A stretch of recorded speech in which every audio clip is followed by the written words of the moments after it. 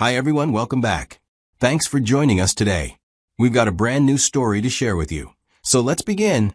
My name is Nick, and for a long time, I thought I had a solid marriage. Not perfect, but solid. My wife, Audrey, and I had been together for years. We had our ups and downs like any couple, but we always found a way to work through things. At least that's what I believed. But looking back now, I realized that while I was holding on to the idea of our marriage, Audrey had already checked out. It didn't happen all at once. At first, it was little things. She stopped doing the little things she used to do. People go through stress, mood shift, and life gets overwhelming. I get that. But this wasn't just stress. This was different. People don't wake up one morning and start treating their spouse like a burden. Changes like that don't just happen without a reason. And I was determined to find out what that reason was. She started coming home late, and every time I asked where she had been, her answers were vague. Uninterested. Just out, she'd say, barely looking up from her phone. When I pushed a little, just a simple out where, she'd roll her eyes or sigh like I was bothering her. That was new. Audrey never used to be this dismissive. The woman I married used to tell me everything, sometimes in excruciating detail. Now, I was lucky if I got more than a one-word answer. Then came the phone. It was always with her. If she was in the living room, it was in her hand. If she got up to grab a glass of water, the phone went with her. Late at night, I'd see the glow of the screen. I'd ask, "Who are you texting?" and she'd say, "Just a friend." When I asked which friend, she'd snap, "Why do you care?" One night, as we lay in bed, I decided I couldn't ignore it anymore. I turned to her and asked, "Audrey, what's wrong? Why have you been acting this way?" She didn't even hesitate. She just exhaled sharply and said, "If I had something to say, I'd say it. Let me sleep, please." That hurt. The confirmation of my fears came a few days later. A call from a friend. He was direct when we began speaking. "Hey, I don't want to be that guy, but I think you should look into Audrey. I saw her with a man, and they don't look like just friends." I was speechless. My first reaction was denial. No, not Audrey. Not my wife. There had to be some explanation. But then I thought about the way she'd been acting. The distance. The secrecy. The late nights. The locked phone. The attitude shift. And I realized something terrifying. This wasn't coming out of nowhere. I wanted to believe my friend was wrong. But I couldn't. Because deep down, I already knew he wasn't. I knew something was off with Audrey, but knowing it and proving it were two different things. I needed hard evidence, something undeniable, something she couldn't talk her way out of. And for that, I had to start with her phone. Now, Audrey had always been protective of her phone, but lately, it had gone from normal caution to full-blown paranoia. She kept it on her at all times, whether she was in the kitchen, the bathroom, or even just stepping outside for a minute. She never left it unattended, and when she was using it, she angled the screen away from me. That alone was suspicious, but I needed more than just a gut feeling. One night, I finally got a small window of opportunity. She had left her phone on the couch while stepping into the bathroom. My heart pounded as I reached for it. This was my chance. I swiped up to unlock it, but then, dead end. The password had been changed. I tried the old one just in case, but it was no good. My stomach tightened. Audrey and I had never hidden our passwords from each other before. This wasn't just a coincidence. That was the moment I knew she was hiding something. And whatever it was, she didn't want me to see it. I put the phone back exactly where it was and sat there.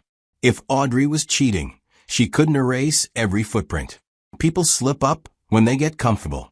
They get sloppy, and that's when they get caught. If I couldn't get to her phone, I had to take a different approach. I needed to see it with my own eyes. A few days later, I finally got my chance.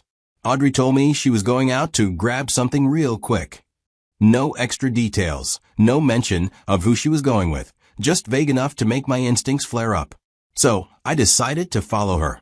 I waited a few minutes after she left, then grabbed my car keys and drove out, making sure to stay far enough behind that she wouldn't notice.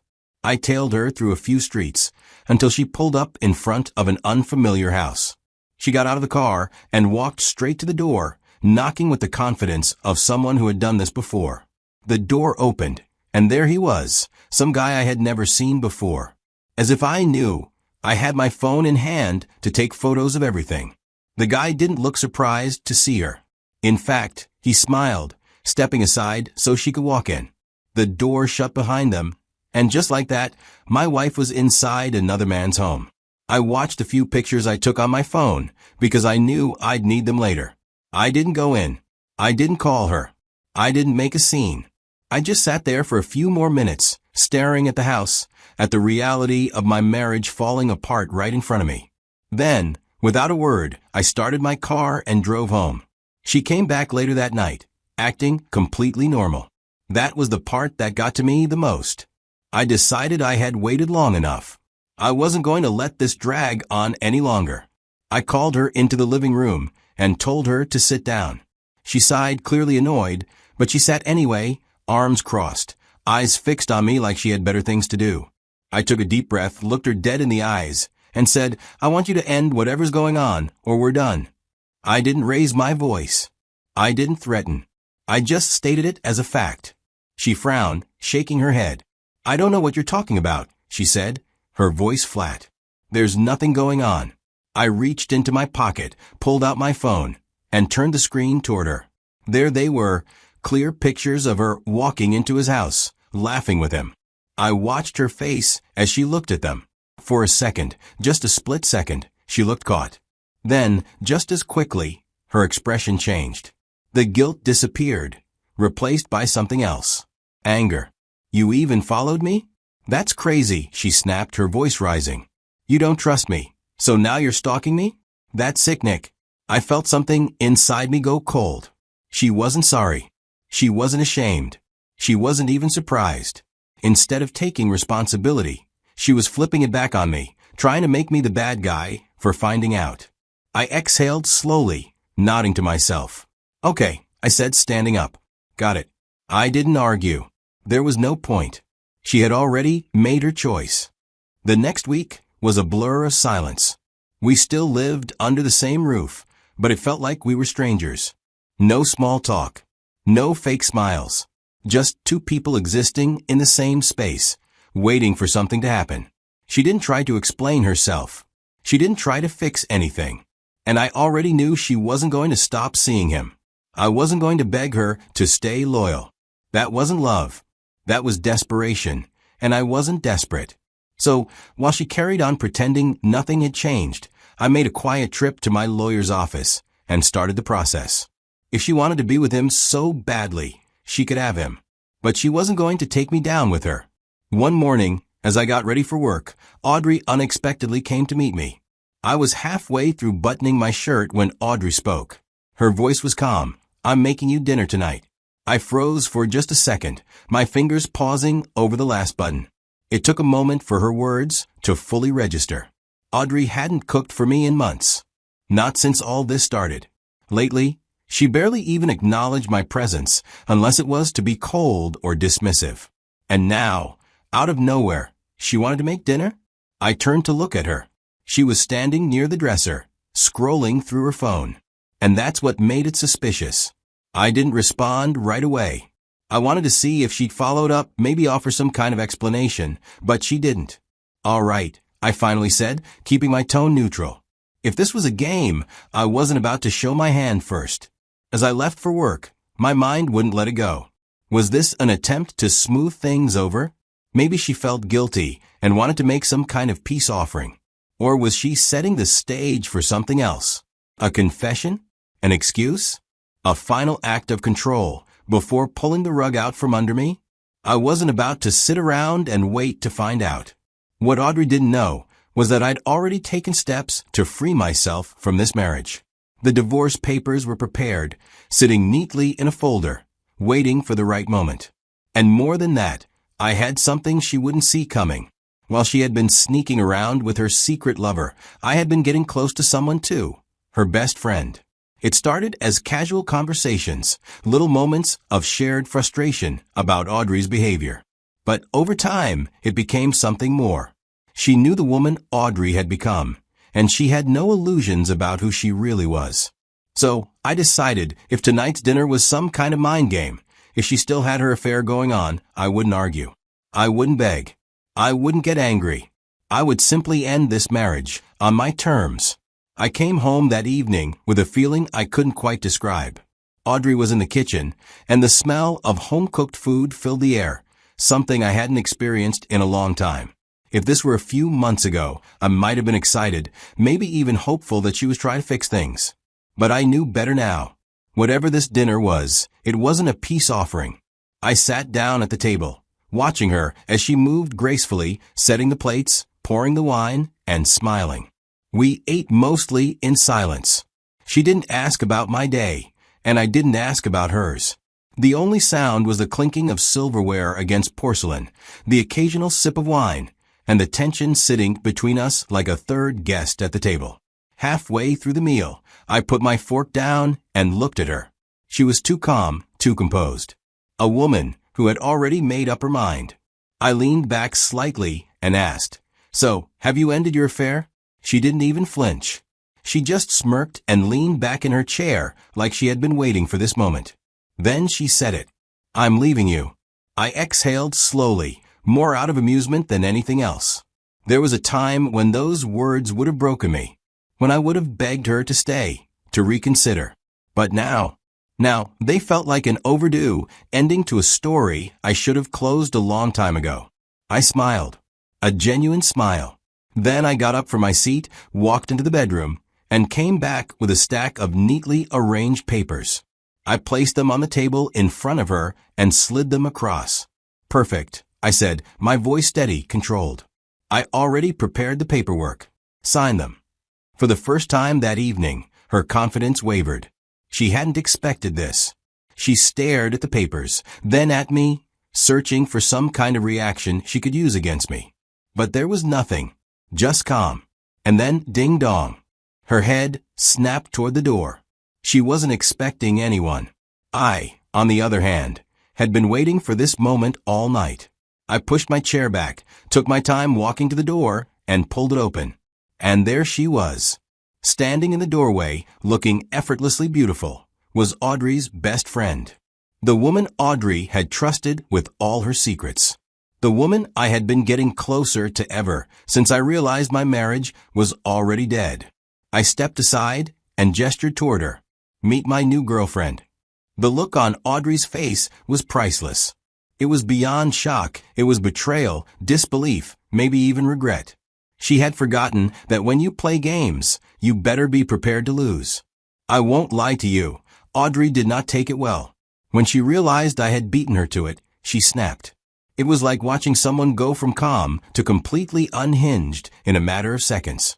She went from stunned silence to yelling, asking me if I had lost my mind, calling me every name she could think of. But I didn't argue. I didn't need to. My job was done. The papers were on the table, and she had a decision to make: sign them, or let the court handle the rest. At first, she acted like she wouldn't play dirty. She pretended she was okay with it, that she just wanted to move on. But I knew her too well. The moment reality hit her, she became the woman I knew she could be when things didn't go her way, spiteful, vengeful, ready to destroy everything in her path. It wasn't about the marriage anymore. It was about making me suffer. And she did everything in her power to try. She went to court and played the victim. She told them I had been controlling, manipulative, and even abusive. She claimed she had felt trapped in the marriage, that I had isolated her from friends, made her feel worthless, and emotionally tormented her.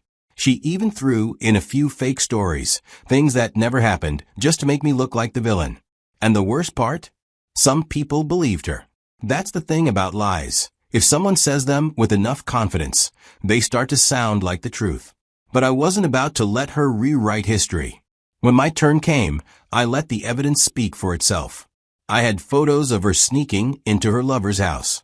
I had text messages that made it painfully clear that this wasn't just some innocent friendship. And then there was the financial part. Bank statements that proved she had been using money from our joint account to fund her affair. My lawyer made sure to highlight every single detail, every withdrawal, every expense that linked back to her affair. But the real hit came when we talked about the emotional toll. I had spent months in that marriage feeling like I was going crazy, second-guessing myself, wondering if I was the problem. My lawyer argued that the mental strain she had put me through, the lies, the gaslighting, the betrayal, had taken a serious toll on my well-being. And the court listened. When the final ruling came, I could see the defeat in Audrey's eyes. The judge split the assets fairly, but thanks to my solid proof, I kept most of what I had worked for. She didn't get to walk away with everything as she had planned. She thought she could ruin me, but in the end, she only exposed herself. And as I walked out of that courtroom, I felt something I hadn't felt in a long time. Peace. You'd think that after everything, I'd feel complete, satisfied even. But the truth is, no one walks away from something like this without scars. I moved on, at least that's what I told myself. Audrey's best friend and I started seeing each other. She had been there through the fallout. She had seen how Audrey treated me. And unlike my ex-wife, she actually seemed to appreciate me. But deep down, a part of me just couldn't shake the feeling that no matter who I was with, I'd always be waiting for the other shoe to drop. You don't go through betrayal like this and come out the same. I learned that trust isn't just given, it's earned. And once it's broken, it never quite fits back together the way it used to. Could I ever trust someone enough to get married again? Right now, I don't think so. Not because I don't want to, but because I don't know if I'll ever look at love the same way. It's like when you touch a hot stove as a kid. Once you get burned, you flinch every time your hand gets near the heat. And me? I got burned badly. At the end of the day, I realized something important. Sometimes, the people we trust the most are the ones who betray us the hardest. And when they do, the best revenge isn't anger. It's not trying to get even.